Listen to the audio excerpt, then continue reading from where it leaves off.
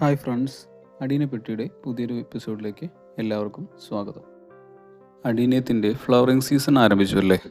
നമ്മളെല്ലാവർക്കും അടീനിയത്തിന് fertilisation ചെയ്യുക എന്ന് പറയുന്നത് വളരെ ഒരു ബുദ്ധിമുട്ടുള്ള കാര്യമാണ്. കാരണം നമ്മൾ ഇലകൾ വരാനായിട്ട് നൈട്രജൻ വളങ്ങൾ കൊടുക്കും, പൂക്കൾ വരാനായിട്ട് DAP വളങ്ങൾ കൊടുക്കും. അങ്ങനെ ഒരുപാട് വളങ്ങൾ കൊടുത്ത് കറക്റ്റ് ഇൻ്റർവെല്ലിൽ കീപ്പ് ചെയ്യുക എന്ന് പറയുന്നത് ഒരുപാട് പേർക്ക് ബുദ്ധിമുട്ട് നിറഞ്ഞൊരു കാര്യമാണ്.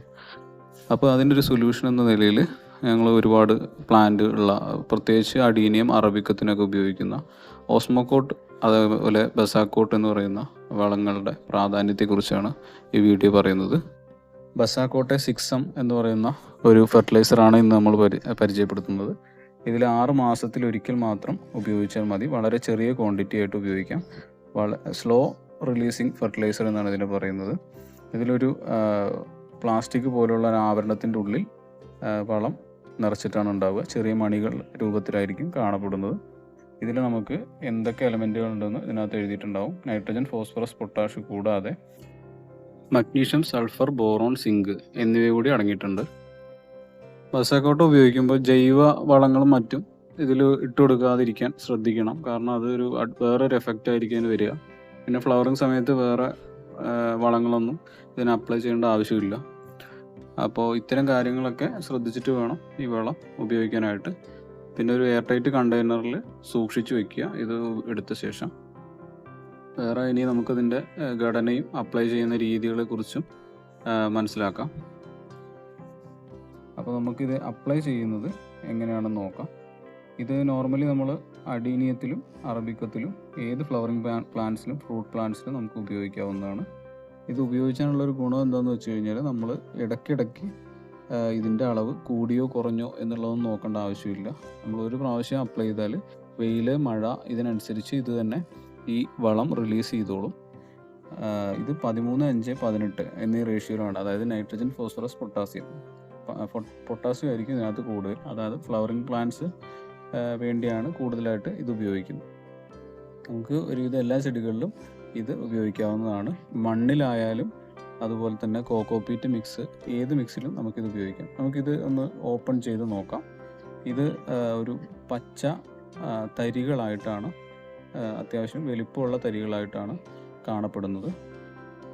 ഇത് അങ്ങനെ ആയതുകൊണ്ട് തന്നെ ഇത് വെള്ളത്തിൽ പെട്ടെന്ന് ലയിച്ച് ചേരുന്ന ഒരു വളമല്ല. കണ്ടില്ലേ, ചെറിയ ചെറിയ തരികളായിട്ടാണ് കാണപ്പെടുന്നത്. ഇതൊരു പ്ലാസ്റ്റിക് പോലെ തന്നെയുള്ള ഒരു ഔട്ട്സൈഡ് ആവരണമാണ് ഇതിനകത്തുള്ളത്. ഈ ആവരണം നമ്മൾ ഗ്രാജ്വലി ചെടിയിൽ അപ്ലൈ ചെയ്തതിന് ശേഷം ഓരോ മാസങ്ങൾ കഴിയും തോറും അലിഞ്ഞ് ചെടികളിലേക്ക് വളമായിട്ട് അബ്സോർബ് ചെയ്യുകയാണ് ചെയ്യുന്നത്. നമ്മളൊരു വലിയ പോട്ടിനാണെങ്കിൽ നമുക്കൊരു 10 12 മണികൾ, ചെറിയ പോട്ടിനാണെങ്കിൽ ഒരു 6 to 8 മണികൾ അത്രേ ആവശ്യമുള്ളൂ പ്ലാന്റിന് ഫെർട്ടിലൈസ് ചെയ്യാൻ. അത് കഴിഞ്ഞ് നെക്സ്റ്റ് ഒരു 6 മാസത്തിന് ശേഷം നമ്മൾ ഫെർട്ടിലൈസർ അപ്ലൈ ചെയ്താൽ മതിയാവും. ഇത് 3M, 6M, 9M അങ്ങനെ പല വെറൈറ്റികളിലുണ്ട്.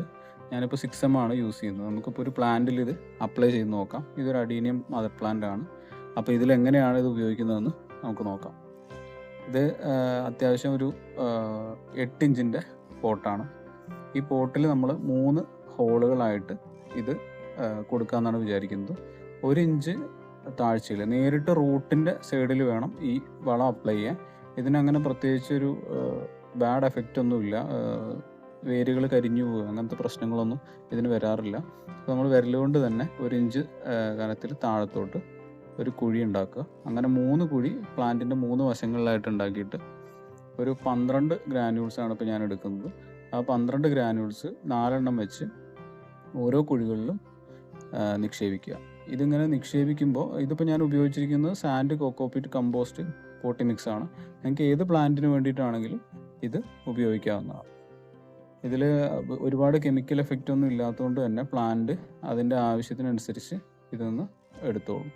ഇത് നമുക്ക് വേറെ രീതിയിൽ നമുക്കൊരു ചെറിയ ഒരു പ്ലാസ്റ്റിക് ഒരു കണ്ടെയ്നർ ലഭിക്കും ഇത് ഡയറക്റ്റ് അപ്ലൈ ചെയ്യാൻ വേണ്ടിയിട്ട്. അതാണെങ്കിൽ ഒരു 12 എണ്ണം അതിനകത്ത് ഇട്ടിട്ട് നമ്മളിതിനകത്ത് പ്രസ് ചെയ്ത് കുത്തി വെച്ചാൽ മതിയാവും. പ്ലാന്റ് വാട്ടറിങ്ങിനനുസരിച്ച് സൊല്യൂബിളായിട്ട് അതിനകത്ത് മെല്ലെ പതിയെ ചേർന്നോളും. ഇതിപ്പോൾ ഒരുപാട് ഡെയിലി വാട്ടറിങ് ചെയ്യുന്ന പ്ലാന്റിനും അതുപോലെ തന്നെ അഡീനിയം പോലെ ഒരു 3-4 ദിവസം കൂടുമ്പോൾ വാട്ടറിങ് ചെയ്യുന്ന പ്ലാന്റിനും ഇത് ഉപയോഗിക്കാവുന്നതാണ്. പിന്നെ നമ്മൾ ഒരു 6 മന്ത്സ് പറയുന്നുണ്ടെങ്കിൽ ഒരു 4 മന്തിന് ശേഷം നമ്മുടെ കാലാവസ്ഥയ്ക്ക്, അതായത് ഫുൾ മഴയുള്ള ഒരു സമയമൊക്കെ ആണെങ്കിൽ 4 മാസത്തിന് ശേഷം വീണ്ടും അപ്ലൈ ചെയ്ത് കൊടുക്കാവുന്നതാണ്. ഈ വളത്തിൻ്റെ ഒരു 300 രൂപ റേഞ്ചിലാണ് വില വരുന്നത്. ആമസോണിൽ ഇത് 499 ആണ്. 500 രൂപയോളം വില വരുന്നുണ്ട്. നമ്മൾ ഫേസ്ബുക്കിൽ ചെറിയ സെല്ലേഴ്സിൻ്റെ അടുത്തൊക്കെ ചോദിക്കുകയാണെങ്കിൽ 350 രൂപ നിരക്കിൽ നമുക്ക് വാങ്ങിക്കാനായിട്ട് കിട്ടും. ഇത്രേ ഉള്ളൂ. ഇത് ഇനി ഫുൾ വാട്ടറിങ് ചെയ്തതിന് ശേഷം നമുക്ക് മാറ്റി വയ്ക്കുക. അപ്പോൾ മുതൽ അതിൻ്റെ പ്രവർത്തനം തുടങ്ങുകയായി. ഇത്തരം കാര്യങ്ങൾ മനസ്സിലായെന്ന് വിചാരിക്കുന്നു. വീഡിയോ ഇഷ്ടപ്പെട്ടിട്ടുണ്ടെങ്കിൽ നിങ്ങൾ വീഡിയോ ഒന്ന് ലൈക്ക് ചെയ്യുക. ഇതറിയാത്ത നിങ്ങളുടെ കൂട്ടുകാരിലേക്ക് ഇത് ഷെയർ ചെയ്ത് കൊടുക്കുക. സബ്സ്ക്രൈബ് ചെയ്യാത്തവരുണ്ടെങ്കിൽ ഒന്ന് സബ്സ്ക്രൈബ് ചെയ്യുക. ഈ വളം വാങ്ങിക്കാൻ ആഗ്രഹമുള്ളവർക്ക് ആമസോണിൽ ഡയറക്റ്റ് ഒന്ന് വാങ്ങിക്കാം. ബസാക്കോട്ടെ എന്ന് സെർച്ച് ചെയ്ത് കൊടുത്താൽ മതി, ആമസോണിൽ ഉണ്ടാവും. കൂടുതൽ വീഡിയോസൊക്കെ ആയിട്ട് നമുക്ക് അടുത്ത എപ്പിസോഡിൽ കാണാം. എല്ലാ വീഡിയോസും പ്രയോജനപ്പെടുന്നുണ്ടെന്ന് വിചാരിക്കുന്നു. Thanks for watching.